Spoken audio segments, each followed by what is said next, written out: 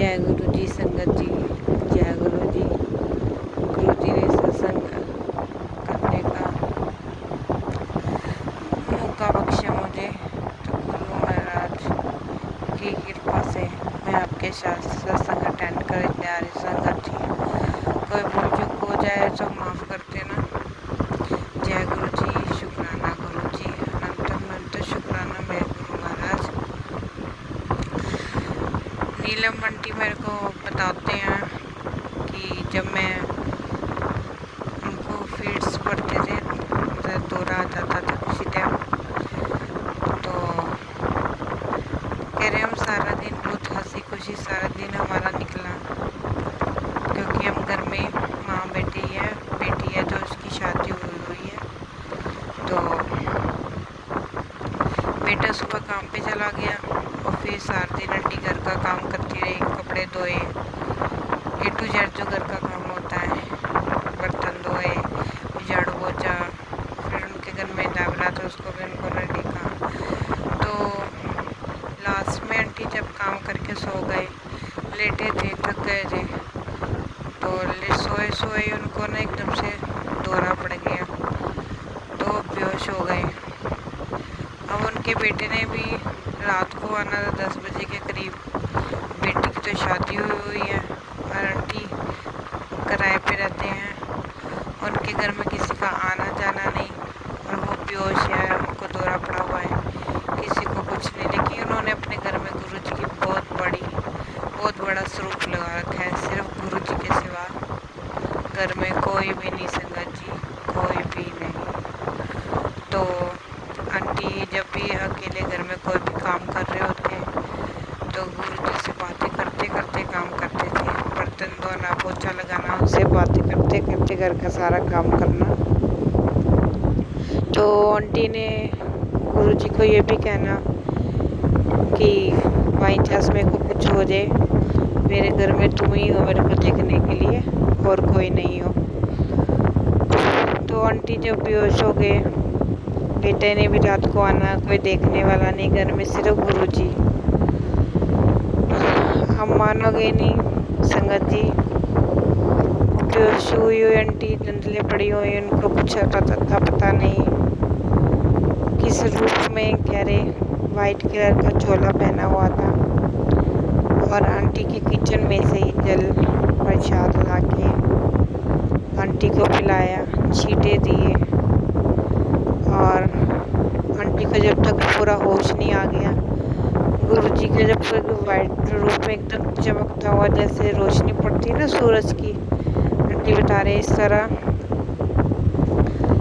पड़ रही थी रोशनी उनके चोले में से।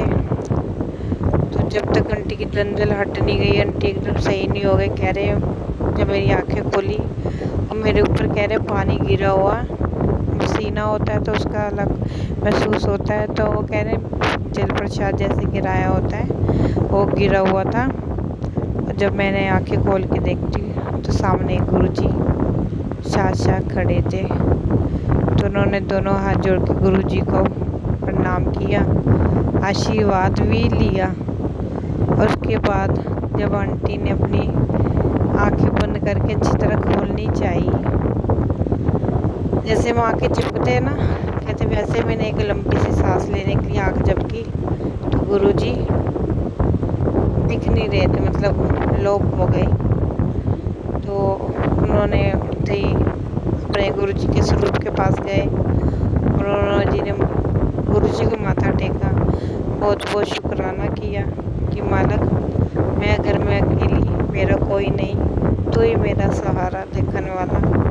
तो जय गुरु जी, शुक्राना गुरु जी, मेरे करना, मेरे पूरी संगत पे गुरु महाराज सब पे अपना हाथ बनाए रखना, अनंत अनंत शुक्राना मेरे गुरु महाराज, मेरे दाता का।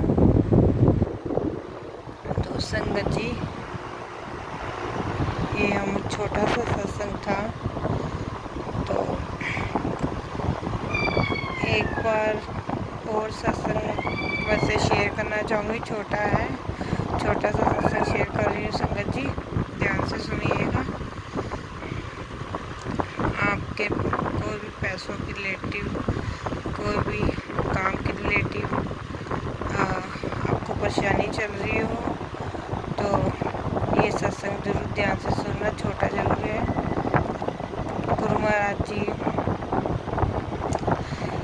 दिन किसी अंकल की बेटी की शादी थी, तो वो बहुत परेशान चल रहे थे।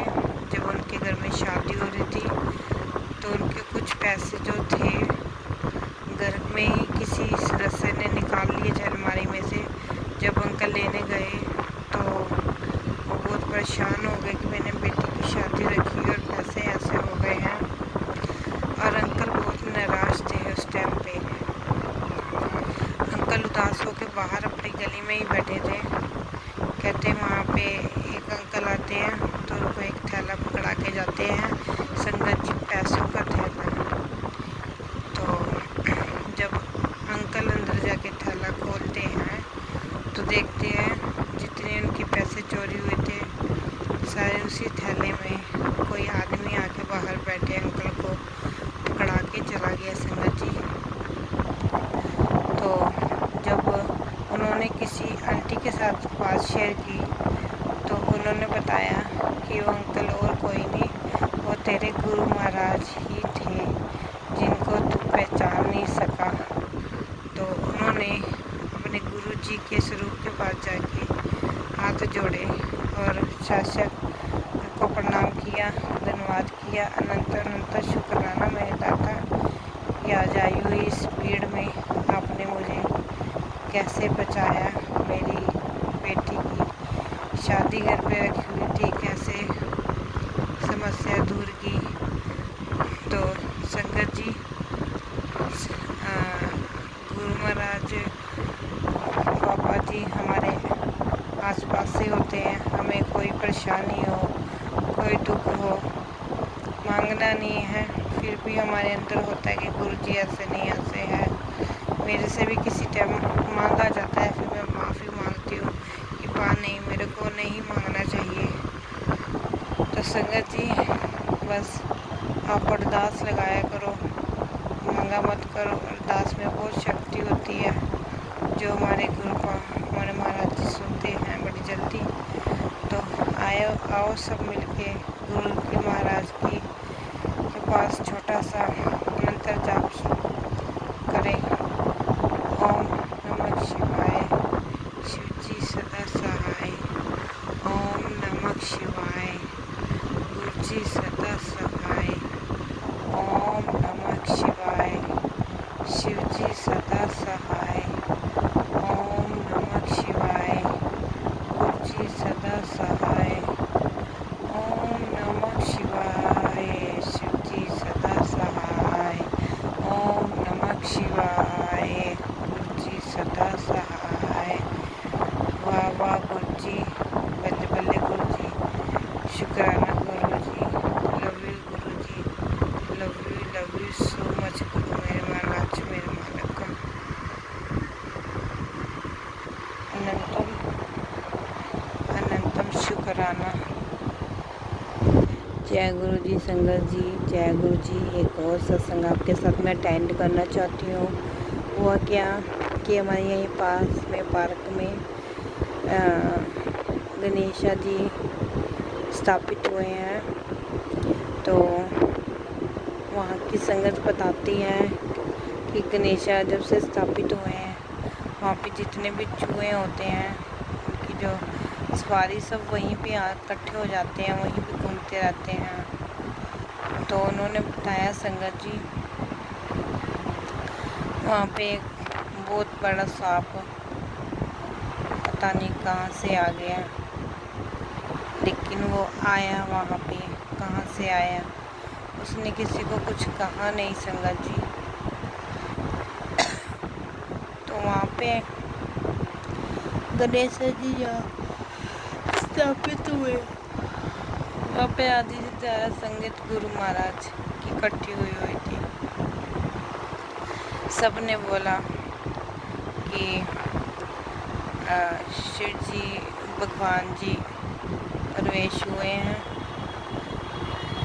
अपनी पूरी फैमिली इकट्ठी कर रहे हैं। तो मतलब कि गणेशा जी के दिन अपनी पूरी फैमिली को इकट्ठे करना, ये भी गुरु जी का ही एक चमत्कार है संगत जी।